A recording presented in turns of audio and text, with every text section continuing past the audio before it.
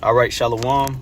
I want to start by giving all praises, honor, and glory unto Yahweh, Bahashem Yahweh Shai, Bahashem Rachak Wadash. Double honors to the apostles and the elders of Great Millstone who teach and rule well, and also to their elders, the men that taught them. I pray the Lord have peace, blessings, and mercy upon the households of the hopeful elect. This is the brother Shema One from the Great Millstone Houston Church. And today I want to come with another lesson, picking up where I left off. Going into how the Lord is going to create a new heavens and a new earth. All right. Which means the Lord is going to do away with those that are in the current, position of rulership and authority in the earth, which are the Edomites. And the Lord is going to establish the nation of Israel, and it's going to remain that way forever. And with the Lord doing so, it's going to have an effect on even the earth itself. Creation is going to be, like the natural course of the earth is going to be back how it's supposed to be. Everything is going to change. The pollution in the air is going to go away. All the GMOs, concrete, all this added unnecessary bullshit, the Lord is going to fix the problem. Okay, the problem of the earth is Revelation chapter 6 and verse 4. Okay, is that 6 and 4? Let's get that real quick. Revelation 6 and 4, it says, "And there went out another horse that was red, and power was given to him that sat thereon to take peace from the earth, and that they should kill one another. And there was given unto him a great sword." Now, in this context, it's talking about Esau. You could pinpoint the Lord is calling out these Edomites. And even if you look up the word Edom in the Greek, it means red.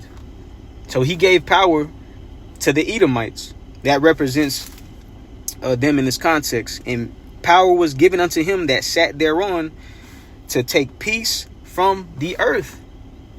To take peace from the earth. Air quality is substandard. That's taking peace from the earth. The effect on, vegetation and how, the growth goes on this side. All of this is out of course. They find STDs in samples of water in the ocean. Come on, bro. You finding STDs on samples from trees and vegetation. This is sick. And that they should kill one another, and there was given unto him a great sword. The Lord gave this man the ability to do everything that he's doing. And now finally, we're in the days where the Lord is going to put this man out. The Lord is finna take his blessing. His blessing was to take peace from the earth. Well, his blessing was the sword. But with his sword, he took peace from the earth. Conquering people and nations, taking their lands, forcing his ways. Like it says in Proverbs, pretty much. Let me see if I can find it. Hold on.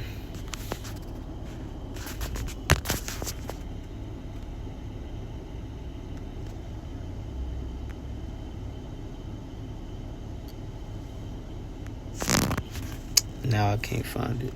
Oh, here we go. Yeah. Right here. This is Proverbs 29 and 16. "When the wicked are multiplied, transgression increaseth." And that has happened. Not just, on this, on not just in Europe, not just in Asia. No, the whole inhabited earth. All right. The whole inhabited earth has been polluted by the way of the wicked. Just like the scriptures say, when the wicked are multiplied, transgression increaseth. Whenever they really got their blessing and were able to, use it, transgressions increaseth in the earth. But the righteous shall see their fall. That's why we're reading Isaiah 65 and 17. The Lord is going to create a new heavens and a new earth. It ain't going to be no wicked in authority, spreading transgressions, from this end, north, east, south, and west. It's over with. It's over. Right? But going back, let me read this. Revelation. No, that was the point. I read it already. What? We were doing a lesson. What?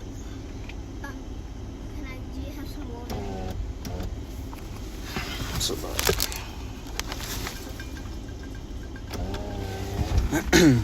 all right, so going back, let's go into it. Isaiah chapter 65, and I'll read verse 17. Isaiah 65 and 17. It says, "For behold, I create new heavens and a new earth, and the former shall not be remembered, nor come into mind. But be ye glad and rejoice forever in that which I create. For behold, I create Jerusalem a rejoicing, and her people a joy." That's different. That separates the nation of Israel from anybody else. In the kingdom, we're not going to be equal. In the kingdom, everybody ain't going to be on the level of an Israelite. All right? And everybody ain't going to hell. See, that's the thing. Those that don't make it on this side, they're going to come back. If you are a heathen, you're going to be born in captivity. If you're an Israelite, you got to go and suffer the Lord's judgment on this side. But in the kingdom, you'll be all right. That's why in Romans 11 and 26 and verse 27, it says, all Israel shall be saved. All right. Matter of fact, let's go here to prove that. Revelation 13 and 10. Revelation 13 and 9, it says, "If any man have an ear, let him hear." And this ain't talking about if you got ears. It's talking about receiving the Spirit of the Lord. If you have the Spirit of the Lord, then you can get it. If not, these things will be offensive to you. You'll never really understand it, and you can't see it. You'll suppress the words of the Lord and uplift your emotions or what you learned from your oppressors that got you in that damn Stockholm syndrome mindset. All right. Real quick, precept. In a spiritual sense. Hold on, that's in Proverbs too. Let me find it. Proverbs 20 and 12. It says, "The hearing ear and the seeing eye, the Lord hath made even both of them." Like I said, in a spiritual sense. Like Yahweh Shai would say sometimes, "Blessed are your eyes, for they see, your ears, for they hear." All right. Understanding the spiritual things. But continuing on, Revelation chapter 13 and verse 10, it says, "He that leadeth into captivity shall go into captivity. He that killeth with the sword must be killed with the sword. Here is the patience and the faith of the saints." So this is what the saints, who are Israelites, are patiently waiting for. Suffering for this day to take place. Suffering for this time to happen, man. All right. And in doing so, the Lord is going to reestablish his name, his fame, and his glory in the earth. This ain't just no payback just cause. No, the Lord's name is going to be established throughout all creation. And he's going to use the Israelites, to help that, which is not needed at all. Because it tells you in the book of Ezekiel, the 25th chapter, I believe, the Lord is going to create the nation of Israel. He's going to use them as the weapon. All right. So when it comes to people leading us into captivity, there's a recompense for that. In our kingdom, they're going into captivity. They killed us with the sword in their kingdom. When it was their time to rule, the Lord is going to recompense them whenever it's our turn. All right. And if you are offended in that, you just don't understand prophecy nor the scriptures. It tells you that in the book of Psalms. Matter of fact, and in the book of Revelation, it tells you that twice. Let's read the one in Revelation. Revelation chapter 2 and let's start at 26. It says, "And he that overcometh and keepeth my works until the end, to him will I give power over the nations." If everybody's going to be saved, it ain't going to be no captivity in the kingdom.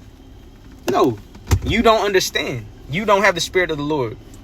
You don't have the ears that can hear or the eyes to see. You are strictly running off of being blind. All right, and you believe in that nonsense. What do you think the Lord is coming back to do? You know, to hand out lollipops and to reward everybody for how great and outstanding they've, been? No, the Lord is going to recompense. It ain't going to be a lot of people that are going to be spared, with the mercy of the Lord whenever he makes his return. And everybody that, that then sold out to that bullshit in this weak, Western mindset, the Lord is going to check that shit. If you an Israelite, the Lord is going to check all of that bullshit, man. But let's keep reading. Revelation 2 in verse 27. And he shall rule them with a rod of iron, as the vessels of a potter shall they be broken to shivers, even as I received of my Father. Yahushua is going to get busy. And not just him, the joint heirs with him. Okay? The nation of Israel will be in authority.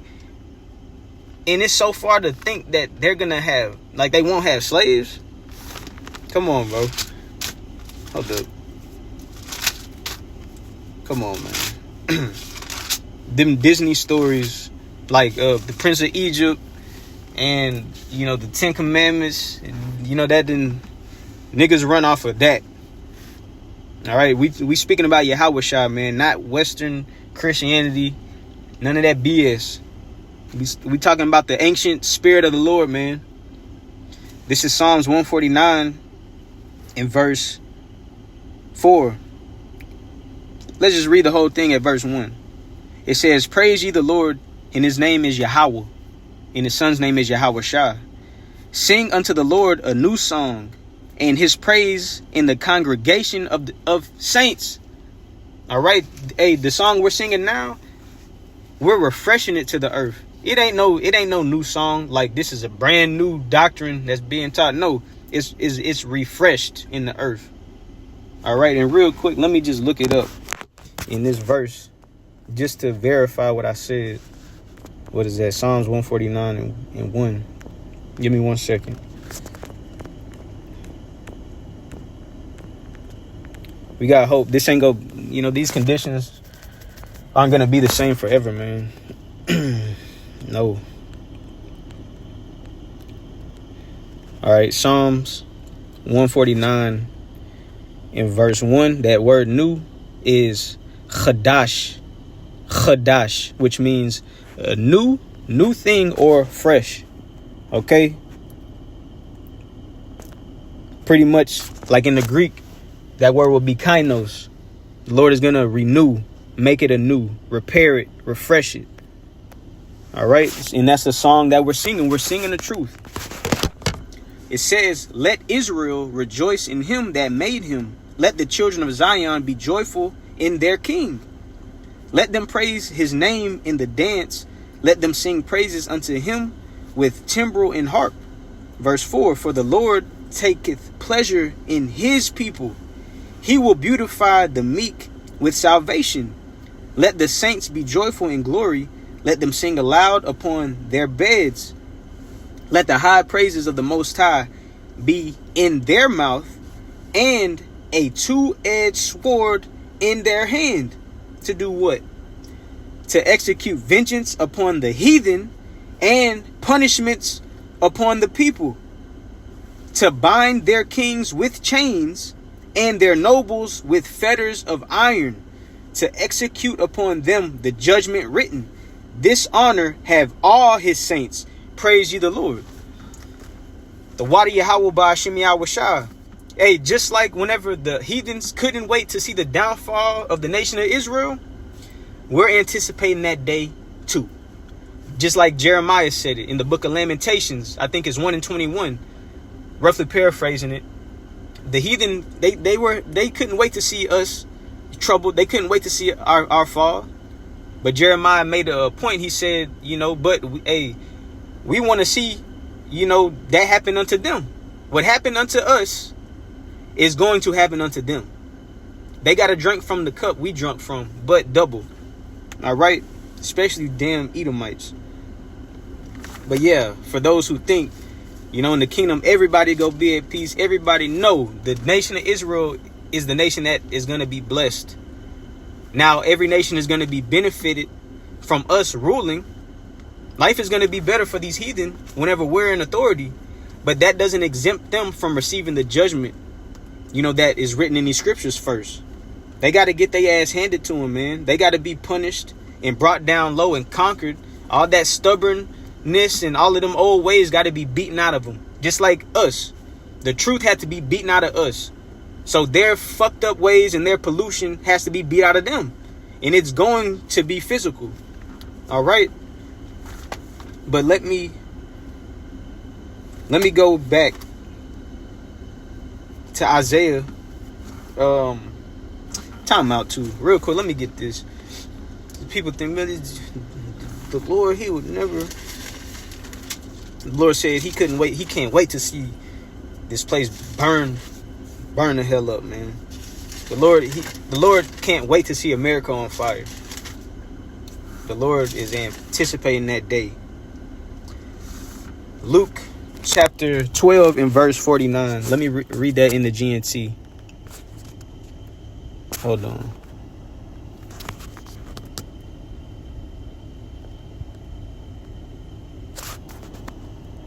Let me go to it.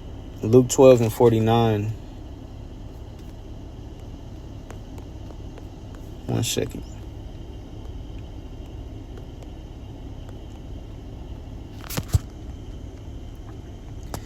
Luke 12 and 49 in the NLT. It says, I have come to set the world on fire, and I wish it were already burning. Okay, and that's Yahweh's words. And that's referencing the destruction that's coming to America. And other parts around this earth are going to be affected. But primarily, America is going to be destroyed. All right. So that's why the proud can remain, proud. The wicked can remain wicked. Because the Lord is going to do something to bring an end to all of this. All right. And it's going to be re-established in his way. Okay. The owner of the earth is coming back. Put it like that. Let's go back. Isaiah 65 and 19. It says, and I will rejoice in Jerusalem and joy in my people, and the voice of weeping shall be no more heard in her, nor the voice of crying. That's coming to the nation of Israel. It says the same thing in Revelation 21. Revelation 21, and we're reading prophetic scriptures, man. That's why the people are going to perish, because they don't have the vision of prophecy. They can't see these prophecies taking in effect, coming into effect. And most people that don't, or the majority of the people that really can't see these things, that's the same ones that, neglect and reject the words of the Lord, talking about, we don't have to acknowledge his ways. The law is done away with, so on and so forth. Because in Proverbs 29, I think it's 29. Let's go there real quick.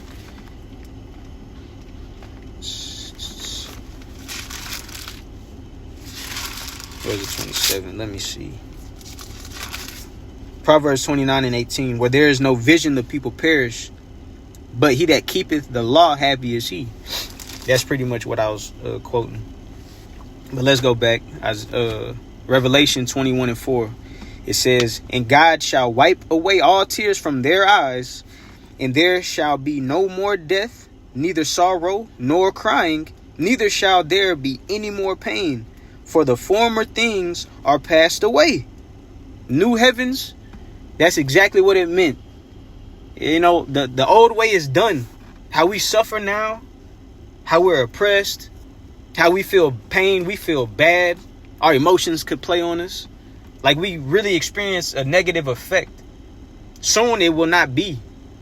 It ain't gonna be no such thing as, Israelite experience a bad time or suffering evil, getting judged for something bad that you've done. In the new heavens that the Lord is gonna create, meaning the Israelites being established on this earth in authority, suffering, pain, evil is done. It's over with. It ain't gonna be found in Israel. The Wadi Yahweh, man. The Wadi Yahweh Ba'Shem Yahweh. It's all possible because of what Yahweh done. All right. verse 5, it says, and he that sat upon the throne said, behold, I make all things new. And he said unto me, write, for these words are true and faithful. So it's gonna happen. It is going to happen. Just like we read in Revelation 13:10. That's gonna happen. All right. So many other precepts. But sticking to the point, let's go back. Isaiah 65 and verse 20. It says, there shall be no more thence an infant of days, nor an old man that hath not filled his days. For the child shall die 100 years old, but the sinner being 100 years old shall be accursed. Well, let's read that in the NLT. We'll kind of break it down in simpler words. Isaiah 65 and 20 NLT. 65 and 20. All right, in the NLT, it reads, Isaiah 65 and 20. It says, no longer will babies die when only a few days old. I had a nephew that passed away when he was a few months old. That was heartbreaking. And his name was Jacob. But guess what? In the kingdom, you ain't gonna have to experience that no more. For parents, fathers and mothers ain't gonna lose their young ones no more, man. Nothing bad is gonna happen to our children. We won't have to worry about their well-being. I just hope, always praying for them, and we won't have to. You're not saying it like it's a bad thing, but it just shows you how the Lord is gonna, really bring us unto his care and his mercy, like he said. The Lord is gonna level us up so far different from these other nations, man. When it comes to receiving mercy from the Lord, we about to really experience that. Everybody does already, but the nation of Israel, the Lord has it different. The Lord has it set up different, for our destiny, man. Let's keep reading. It says, no longer will adults die before they have lived a full life. Ain't no bucket list you got to try to, accomplish. You'll be able to do it. You ran out of PTO days. You ain't got no more PTO, and you're an old man and you can't do what you want to do. You can't experience certain things. That's over with. We're going to be forever young, forever in the strength of our youth. No longer will people be considered old at 100. Only the cursed will die that young. And guess what? Immortality is only promised to the nation of Israel. Nobody else. Okay, our days are not numerable, as it says in the Apocrypha. Hold up. Let's get that.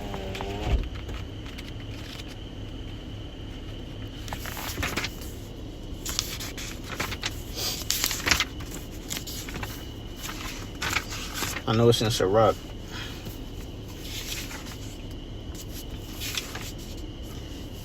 Ecclesiasticus or Sirach, chapter 37 and verse 25, it says, the days of the life of man may be numbered. You heathens, you non-Israelites, okay? Your days are numbered, but the days of Israel are innumerable, okay? Everlasting. We're not gonna die. We're going to be a world without end, like it says in the book of Isaiah. All right.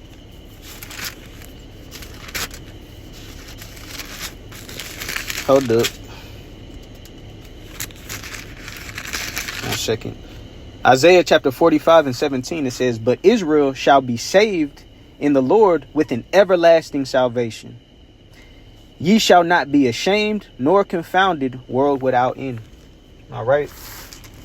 Going back to Isaiah chapter 65 and verse 21, it says, and they shall build houses and inhabit them, and they shall plant vineyards and eat the fruit of them. They shall not build and another inhabit. They shall not plant and another eat. For as the days of a tree are, the days of my people and mine elect shall long enjoyed the work of their hands. Let's get a precept. Ain't no such thing as, us putting effort into something and it being taken. The Lord is going to bless us, man. We won't have to worry about losing anything. We won't have to worry about anybody coming up against us, rising up and overtaking us. Because the only way that happened is because what we did. We forsook the ways of the Lord. So that's why he gave us over into the hands of our enemies. That's why we kept falling and suffering, because us going off. But whenever the Lord changes us, that's over with. Over. Isaiah 60 and verse. I'm going to start at 10. I'm going to see what it say in the NLT. Let's go to 60. I'm reading the NLT. Isaiah chapter 60. Let's start at verse 10. Isaiah 60 and 10 in the NLT. It says, foreigners will come to rebuild your towns, and their kings will serve you. Captivity, he that leadeth into captivity shall go into captivity, man. Nobody just reading angry. He just mad. No, we understand prophecy. And it ain't this ain't no cute book. People try to feminize the scriptures. No, bro, this is the words of the most masculine and dominant, creation. We reading the words of Yahweh Bahashim Yahweh Shah, man. The Lord said it is going to happen that way. Guess what? It's going to happen that way. Regardless of how you feel or what somebody, try to alter because they got hurt. The Lord is going to do this.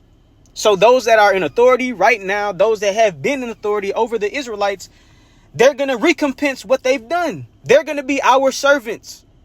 Okay? Isaiah 60 and 10 in the NLT again. Foreigners, you heathen. And I believe if you look up that word strangers in the KJV, if you read it in the King James Bible, in the Hebrew, that word should be nakar. Nakar, which means actual heathen from another nation. All right. You have to make that division. Foreigners will come to rebuild your towns, and their kings will serve you. For though I have destroyed you in my anger, speaking what the Israelites had to suffer from the Lord, it says, I will now have mercy on you through my grace. Man, showing you how impactful Yahweh Shai is to us. Mind you, if Yahweh Shai never had come, this never would have been possible. But Yahweh Shai came and did what he had to do. And now these things are open. Now we're just waiting on them patiently. All right. It says, verse 11, your gates will stay open day and night to receive the wealth of many lands. The kings of the world will be led as captives in a victory procession. For the nations that refuse to serve you will be destroyed. And we could really keep reading, but for time's sake, I'll stop right there. That's plain. That's plain as day. That does not need a breakdown. Does not need a breakdown. Plain as day. Man, there was another precept I just thought about. Hold on, let me see. Oh, right here in Zechariah. Then we'll come through and finish Isaiah 65. But just to prove that point, what the Lord said, he even gets specific with it. Showing you, let somebody not serve the Israelites. Just like today. Certain things you have to do because your oppressor said it. Put it like this. You got a court date. You better go. You get it. You got a ticket. You better pay that ticket. If not, watch what the consequences are going to be that you got to suffer. Just a small aspect or a small example, from what I was saying. Like, bro, come on, man. That just shows you how long the truth has been hid and how much the wicked have polluted the earth. Because now we understand what it is now. And that's why we got a healthy fear towards the Lord. We understand that salvation is what we want to obtain. Fuck the feelings of how this world feels, certain people in your family that try to come against this and try to affect this, fuck it. Because watch, whenever these prophecies pop off, these niggas about to be out here bad. All right. And the only way out is through the help and mercy of the Lord. But those who got faith will make it. You got to have faith in Yahweh Shah, though. Jesus ain't gonna do it. Christ ain't gonna do it. It's specifically Yahweh Shah. But let me see. What am I looking for? Oh, right here.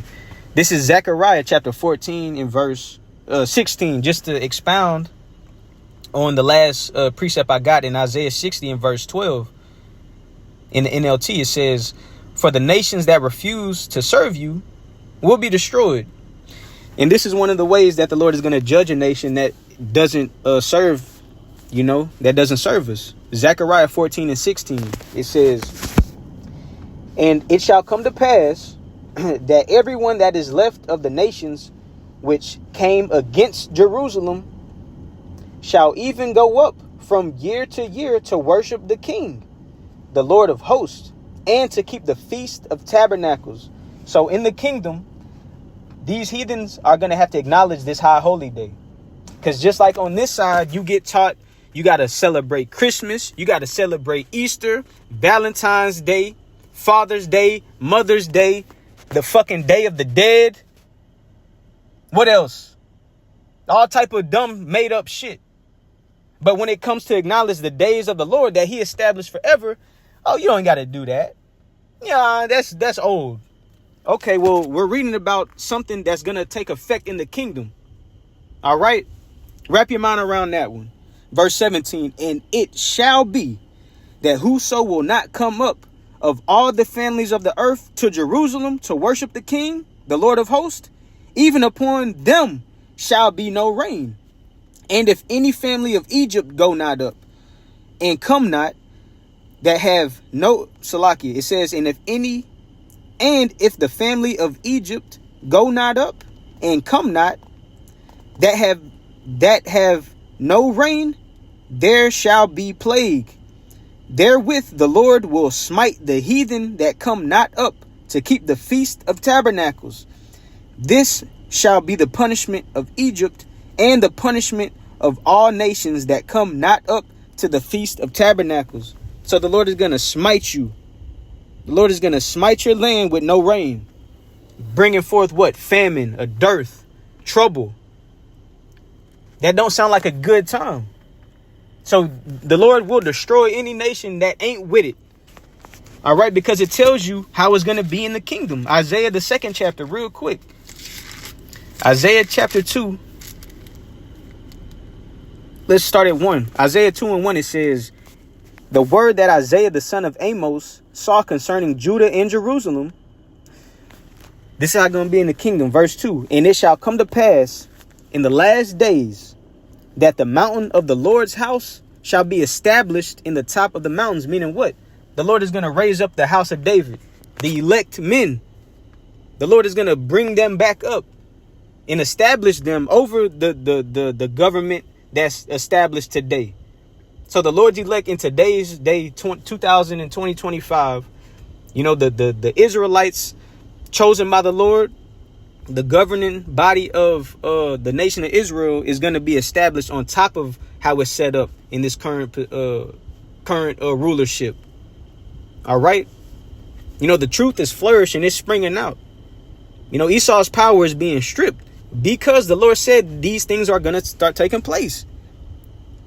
So it says, "The mountain of the Lord's house shall be established in the top of the mountains, and shall be exalted above the hills, and all nations shall flow unto it."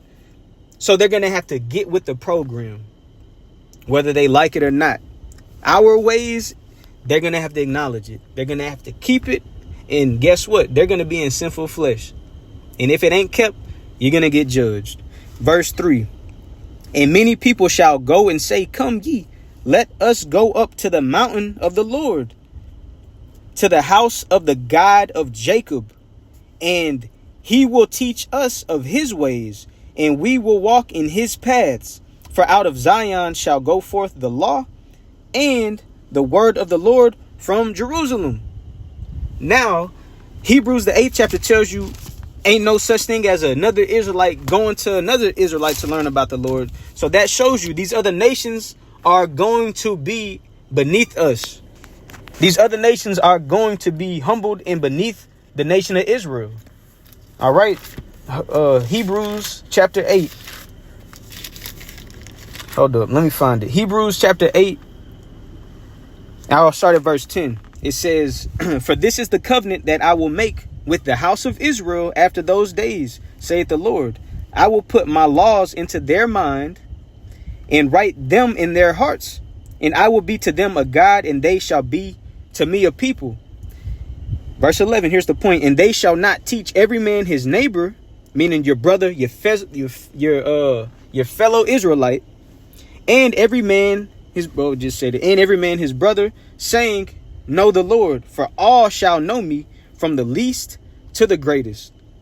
For I will be merciful to their unrighteousness, and their sins and their iniquities will I remember no more. And that is only promised to the nation of Israel.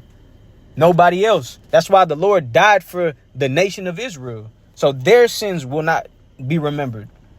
But it tells you we ain't gonna teach one another. And we got other precepts showing you that these other people are gonna be taught coming up to us to learn our ways. And that's all gonna take place when the Lord establishes the kingdom of Israel, going into the new heavens and the new earth. But finishing where I left off, I'll just read it through. I'll pick up at verse 21 again. It says, and I already got that.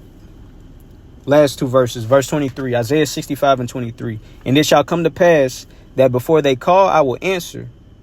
And while they are yet speaking, I will hear. It says, verse 25, the wolf and the lamb shall feed together, and the lion shall eat straw like a bullock, and dust shall be the serpent's meat. They shall not hurt nor destroy in all my holy mountain, saith the Lord, Yahweh Bahashim Yahweh.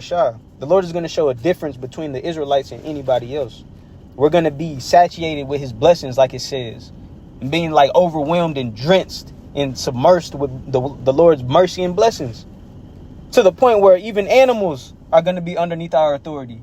They're going to know not to fuck with an Israelite. That's how the Lord is going to have it for us. Ain't no sad story of, I just seen an infant getting his face eaten by a damn dog. You know, the baby was in bed. I think the baby passed away, like SIDS or some shit. Then little do you know, the dog started eating the baby's face. None of that shit is going to take place for an Israelite, bro. Nope. It's over with. We just got to remain faithful and patient. You know, we're in the Lord's time. Because it says the Lord is going to save us exactly at the right time, man. I think that's Isaiah, the 49th chapter. But, let me go here. And I'll end it with this. Because I believe it mentions the same thing in Hosea, the 2nd chapter, about us being at peace with the animals and how it's going to be in the kingdom. Which, you know, you don't learn this in the Christian church. You just learn the bullshit to keep you blind, man. To live to basically live a pointless life. To live a careless and wicked life without knowing the truth of the word of the Lord, man. All right, let me find this. Hold on.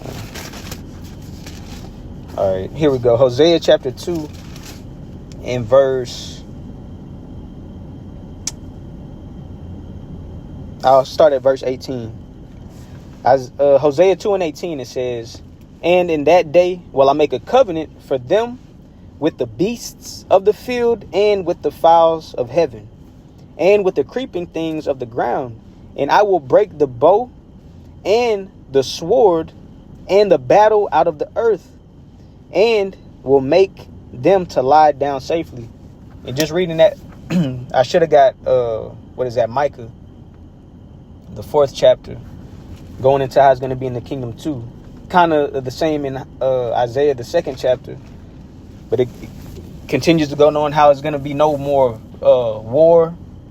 Ain't going to be no nation rising up against nation anymore. Whenever we're established, all of that war talk is over with. These heathen are about to get right, man. It's about to be peace on the earth because the Lord is about to establish his sons and his daughters back. Yasha Allah, he Prince Power. Verse 19. Yeah, I won't get it. I'm going to just continue with this. Hosea 2:19. So the Lord is going to make a covenant with the Israelites and the animals, the beasts, the creeping things, the animals that fly. All right. The Lord is going to make a covenant in agreement with them, with us. And verse 19, I will betroth thee unto me forever. Okay, forever. It's not going to end. Yea, I will betroth thee unto me in righteousness and in judgment and in loving kindness and in mercies. The Wadi Yahweh Bahashim Yahweh Shah. Israelites have this to look forward to, man. I will even betroth thee unto me in faithfulness, and thou shalt know the Lord. And it shall come to pass, in that day I will hear, saith the Lord. I will hear the heavens, and they shall hear the earth. And the earth shall hear the corn, and the wine, and the oil, and they shall hear Jezreel, which is Yazarah Allah in the Hebrew. Verse 23, and I will sow her unto me in the earth, and I will have mercy upon her. You know, another name for the Israelites, for Israel. Seed of the Most High. You know, Yasha Allah, he Prince Power, goes into the Israelites. But it says, and I will have mercy upon her that had not obtained mercy. And I will say to them which were not my people, thou art my people. And they shall say, thou art my God. And that's how it's going to be for the Israelites, because it came a time, like it says in 2 Thessalonians, the 2nd chapter, the Lord, Yahweh Shai, cannot make his return until there was a falling away first and the wicked had been revealed, until the wicked be revealed. The falling away happened whenever we got stripped of everything. Heritage, the customs, the history, the knowledge of the Lord, all of that has been taken and beaten out of us. Now we know what it was. And also, on top of that, we know who our enemy. We know who the wicked are. That's the Edomites. All right. So I'll end it there. I pray this was edifying to the Lord's elect. I went longer than expected, but, you know, hopefully edification came out. So again, I want to give all praises, honor, and glory unto Yahweh, Bahashim Yahweh Shai, Bahashim Rachakwadash. Double honors to the apostles and the elders of Great Millstone who teach and rule well. And I didn't even get Lamentations, the 3rd chapter, just thinking about it. But Lamentation 3, like 14, 15 on down is your pa. You know, how it's going to be in the kingdom. But, hey, until next time, I say shalom.